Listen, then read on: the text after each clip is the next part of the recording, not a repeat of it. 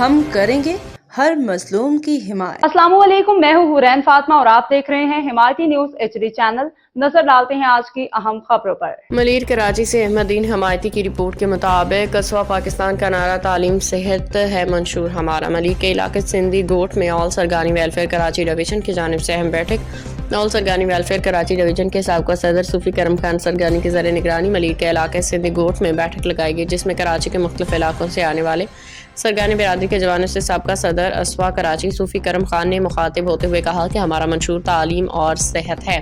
تعلیم انسان کی تیسری آنکھ ہے، تعلیم انسان کو انسانی سکھلاتی ہے۔ ہم اپنی برادری کے نچلے طبقے کی ہر ممکنہ مدد کرنے کے لیے تیار ہیں۔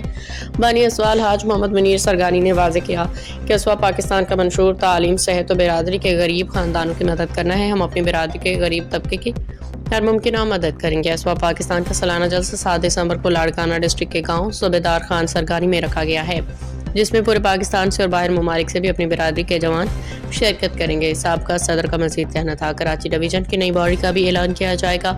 اسوا پاکستان کے جلسے میں کراچی سے قافلے کی صورت میں انشاءاللہ لاڑکانہ کی جانب روانہ ہوں گے۔ آخر میں نوجوانوں نے اسوا پاکستان زندہ باد کے نعرے لگائے، اسوا کے ساتھ رہنے کا وعدہ کیا۔